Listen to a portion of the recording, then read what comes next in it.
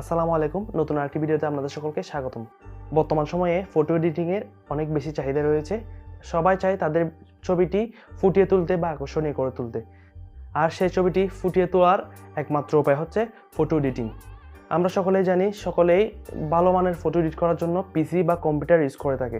আপনার মোবাইলে যদি আপনার ছবিটি তুলে থাকেন, সেটি আপনার মোবাইল থেকে আপনার পিসিতে ট্রান্সফার করার জন্য কেবলের মাধ্যমে বা শেয়ার এটার মাধ্যমে আপনার পিসিতে ট্রান্সফার করতে হয়, যাতে সেটি পরবর্তীতে আপনি এডিট করতে পারেন। তো এই বিষয়টি একটু বোরিং টাইপের হয়ে যাচ্ছে, তাই আজ আমি আপনাদের দেখাবো আপনারা কীভাবে মোবাইলের মাধ্যমে আপনারা ফটো এডিট করতে পারেন।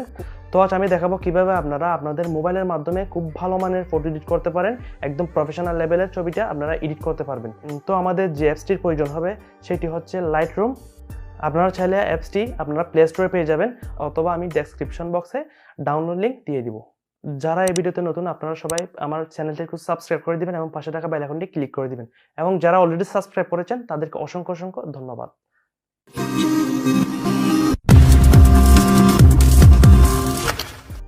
লাইটরুম অ্যাপটি ওপেন করার পর এরকম ইন্টারফেস চলে আসবে, আপনারা স্কিপ দিয়ে দিবেন। এরপর যাদের অ্যাকাউন্ট ক্রিয়েট করা নেই তারা সাইন আপ বাটনে ক্লিক করে অ্যাকাউন্ট ক্রিয়েট করে নেবেন। আমার ক্রিয়েট করা রয়েছে, আমি গুগল বাটনে ক্লিক করে অ্যাকাউন্ট অ্যাড করে নিব অথবা লগ ইন করে নিব। এরপর আমরা লগ ইন ক্লিক করে দিলাম, এখন লগ ইন হয়ে যাবে। এরপর কন্টিনিউ বাটনে ক্লিক করে চলে আসলে আমাদের ইন্টারফেসটি এরকমই দেখাবে, আপনাদের সবারই এরকম দেখাবে। এরপর আমরা এখানে প্লাস অ্যাকাউন্ট দেখছেন, ক্লিক করে আমাদের নির্দিষ্ট ছবিটি ক্লিক করে নিব, অ্যাড করে নিব যাতে আমরা এডিট করতে পারি। তো আমি এই ছবিটা নিয়ে অ্যাড করে দিলাম। এরপর অল ফটোসে দেখতে পাচ্ছেন এক যোগ হয়েছে, ওখানে ক্লিক করব। আমাদের ফটো যেখানে শো করছে এখান থেকে ক্লিক করে ওপেন করে নিব, এরপর স্কিপ করে দিবেন। এরপর প্রথমে আমরা লাইট অপশন দেখতে পাচ্ছেন, ওটাতে ক্লিক করব। ক্লিক করার পর আমরা এক্সপোজারে আমরা -0.20 করে দিব, -0.20। এরপর আমরা কন্ট্রাক্টে +50 করে দিব, আমরা কন্ট্রাক্টে +50 করে দেব। এরপর হাইলাইট দিব -23।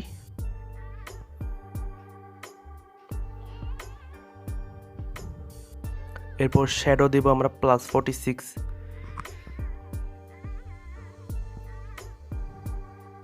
দেখতে পাচ্ছেন আপনারা পার্থক্য ছবিতে। আর হোয়াইটস দিব -80। এরপর ব্ল্যাক করে দিব +60 করে দেব। এরপর আমরা কার্ভ দেখতে পাচ্ছেন, ওখানে কার্ভ বাটনে ক্লিক করব। আমরা উপরে কার্ভ বাটনে ক্লিক করে আমরা এখান থেকে অ্যাডজাস্ট করব। আমাকে ফলো করেন আমি কিভাবে করছি।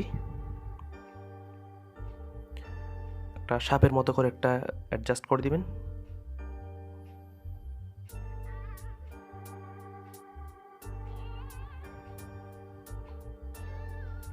এরপর আমরা কালার বাটনে ক্লিক করব। এরপর এখান থেকে ভাইব্রেন্সে আমরা +50 করে দিব। দেখতে পাচ্ছেন ভাইব্রেন্স, আপনারা এখানে ভালো করে দেখে নেবেন। +50 করে দিব। এরপর স্যাচুরেশন আমরা -10 করে দিব। দেখতে পাচ্ছেন আমাদের একটা আরবান লুক চলে এসেছে আমাদের ফটোতে। এরপর আমরা কালার ম্যাক্সের মধ্যে ক্লিক করব। কালার ম্যাক্সে ক্লিক করে আমরা এখান থেকে রেড বাটনে হিওতে আমরা -40 করে দিব।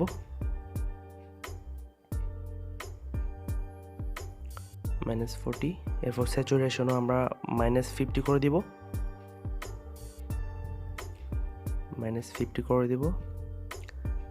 এরপর আমরা নিচেরটাও সেম আমরা -40 করে দিব।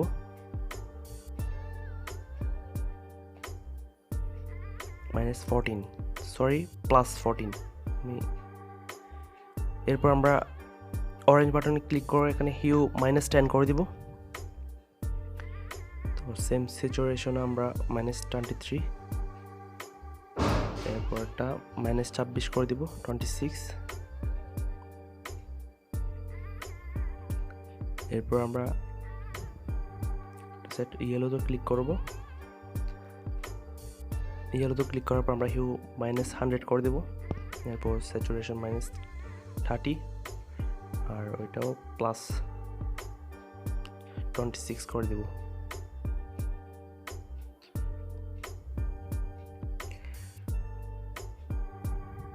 এরপর বাকি যতগুলো দেখতে পাচ্ছেন সবগুলোতে শুধু স্যাচুরেশন এটা -100 করে দিব সবগুলোতেই, আর বাকি যা আছে সবগুলোতেই আমরা -100 করে দিব। আপনারাও সেম ফলো করে সবগুলো -100 করে দিবেন, শুধু স্যাচুরেশনে করে দিবেন আর কিছু না। করার পর ডান বাটনে ক্লিক করে দিবেন। দেখতে পাচ্ছেন আমাদের আরবান লুকটা চলে এসেছে। এরপর আমরা এফেক্টে ক্লিক করব। এফেক্টে ক্লিক করার পর আমরা ক্লিয়ারিটি +60 করে দেব।